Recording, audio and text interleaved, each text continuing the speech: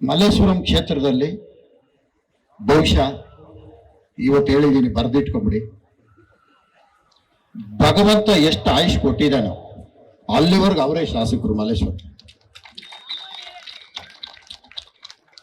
ಯಾಕೆ ಮಾತು ಹೇಳ್ತೀನಿ ಅಂದ್ರೆ, ಮಲ್ಲೇಶ್ವರಂ ಕ್ಷೇತ್ರ ಎಲ್ಲರೂ ಒಟ್ಟಾಗಿ ಬದುಕುವಂತ ಕ್ಷೇತ್ರ, ಎಲ್ಲರೂ ಒಂದು ಕುಟುಂಬದ ತರ ಬದುಕುವಂತ ಕ್ಷೇತ್ರ. ಯಾವುದೇ ದ್ವೇಷ, ಅಸೂಯೆ ಯಾವುದೂ ಇಲ್ಲ. ಅವ್ರವ್ರ ಜೀವನ ಅವ್ರವ್ರದ್ದು ಅಂತ ಒಂದು ಕ್ಷೇತ್ರ. ಬಹುಶಃ ನಾನು ಹುಡುಗ ಆಗಿರೋವಾಗಿಂದ MLA ನೋಡ್ತಾ ಇದ್ದೆ. ಅದರಲ್ಲಿ ನಾನು ಹುಡುಗ ಆಗಿರೋವಾಗ, ಚಿಕ್ಕ ಹುಡುಗ ಆಗಿರೋವಾಗ ಕೇಳಿದಂಥ ಮೊದಲನೇ ಹೆಸರು ರಾಮದೇವ್ ಅಂತ.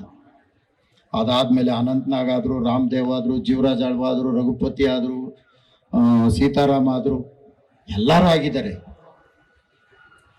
ಆದ್ರೆ ಅವರೆಲ್ಲ ಮರ್ತರೆ ಫಸ್ಟ್ ರಾಮದೇವ್ ಒಂದಿಗೆ ಶಾಶ್ವತವಾಗಿರುತ್ತೆ ಹೆಸರು ಯಾವಾಗಲೂ. ಅದಾದ್ಮೇಲೆ ಏನನ್ನ ಮಲ್ಲೇಶ್ವರಮಲ್ಲಿ ಚರಿತ್ರೆ ಹೇಳ್ಕೊಳ್ಳೋ ಇನ್ನೊಂದು ಹೆಸರಿದ್ರೆ ಅದು ಒಂದೇ ಹೆಸರು ಡಾಕ್ಟರ್ ಅಶ್ವಥ್ ನಾರಾಯಣ ಅವರು. ಯಾಕಂದ್ರೆ ನಾನು ಹುಟ್ಟಿದ್ದು ಮಲ್ಲೇಶ್ವರ, ನನ್ನ ಜೀವನ ಮಲ್ಲೇಶ್ವರ. ಮಲ್ಲೇಶ್ವರದಲ್ಲಿ ನಂದು 5ನೇ ತಲೆಮಾರು, ವಿದ್ಯಾಭ್ಯಾಸನೂ ಮಲ್ಲೇಶ್ವರ.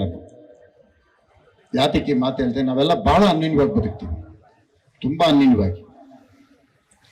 ಆ ಥರ ಒಂದು ಕ್ಷೇತ್ರದ ಶಾಸಕರಾಗಿ ನಾವು ಪಡೆದಿದ್ದೀವಲ್ಲ, ನಮ್ಮ ಮಲ್ಲೇಶ್ವರಂ ವಿಧಾನಸಭಾ ಕ್ಷೇತ್ರದ ನನ್ನ ಕುಟುಂಬನೂ ಬಹಳ ದೊಡ್ಡದಿದೆ.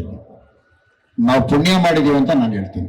ಯಾರಾಗ್ತಾರೆ MLA ಅಭ್ಯರ್ಥಿ 2028 ಶೀಘ್ರದಲ್ಲೇ. ಪ್ರತಿದಿನ ಒಂದೊಂದು ಕ್ಷೇತ್ರದ ಟಿಕೆಟ್ ಆಕಾಂಕ್ಷಿಗಳ ಸಂಪೂರ್ಣ ಮಾಹಿತಿ ಪೊಲಿಟಿಕಲ್ ಜರ್ನಲಿಸ್ಟ್ KM ಶಿವಕುಮಾರ್ ಅವರಿಂದ. ಕರ್ನಾಟಕದ ನಂಬರ್ 1 ಡಿಜಿಟಲ್ ಮೀಡಿಯಾ ನಿಮ್ಮ ನೆಚ್ಚಿನ ಕರ್ನಾಟಕ ಟಿವಿಯಲ್ಲಿ ಮಾತ್ರ.